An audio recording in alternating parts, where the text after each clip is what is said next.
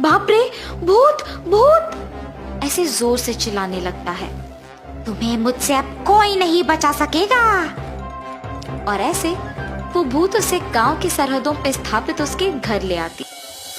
कौन हो तुम? मुझे यहाँ क्यों लाई हो? तुम्हें नहीं पता कि मैं कौन हूँ? तुम्हारे आलस ही मेरे मौत का कारण है। उस दिन मैं बीमार होने के कारण बीच रास्ते में पड़ी हुई थी और तुमने मुझे देखकर लापरवाह से मुझे वैसे ही वहां छोड़कर चले गए। अगर तुम मुझे उस दिन अस्पताल लेकर गए होते तो आज मैं जिंदा होती। मुझे नहीं पता था कि तुम मर गए। अगर मुझे पहले पता होता तो मैं तुम्हें ऐसे नहीं छोड़ता। उस दिन के लिए मैं अब बदला लूंगी।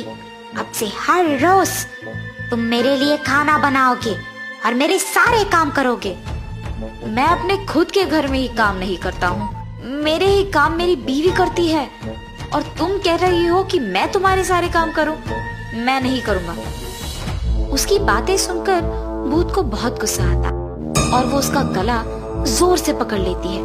अगर तुमने मेरे काम सारे ढंग से नहीं किया और मेरे लिए खाने ढंग से नहीं किया और मेरे लिए खाना नहीं बनाया तो तुम मेरे खाना बन जाओगे। मुझे छोड़ दो, कृपया मुझे कुछ मत करो, मैं तुम्हारा कहाँ मानूंगा।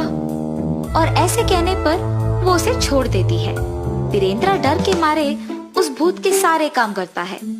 वीरेंद्र के माँ बाप और पत्नी सब्जी बेचकर जब घर लौटते हैं तो वीरेंद्र को वहां ना देख परेशान हो जाते हैं। वीरेंद्र, वीरेंद्र, हर रोज तो इस समय में यही सोते रहता है, आज न जाने कहाँ गया।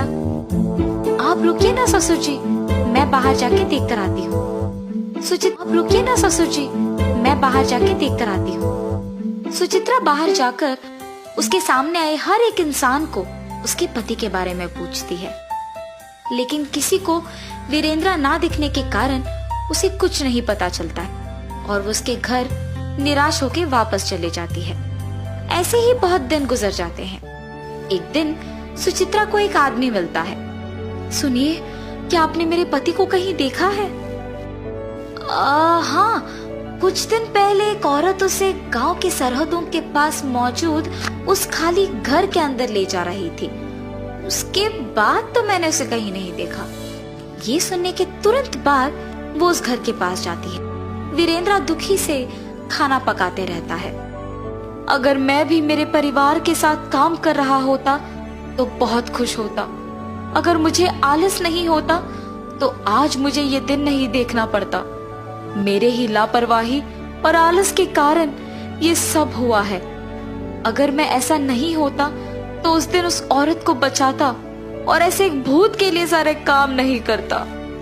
ऐसे सोचते हुए निराश होता है और बगल में उसे उसकी पत्नी दिखाई देती है। उसे देख वो चौंक जाता है और उसके पास जाता है। सुचित्रा, तुम यहाँ क्यों आई हो? पहले यहाँ से चले जाओ तुम।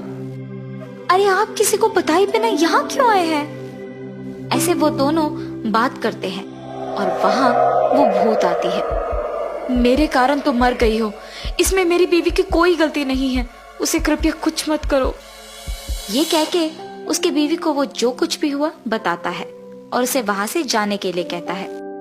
मेरे पति को माफ करो, अगर उनकी गलती है तो वो मेरी भी गलती है, इसीलिए उन्हें छोड़ दो और मुझे मार दो। ऐसे वो उस भूत से विनती करती है। तुम दोनों को ऐसे दुखी होने की कोई जरूरत नहीं है।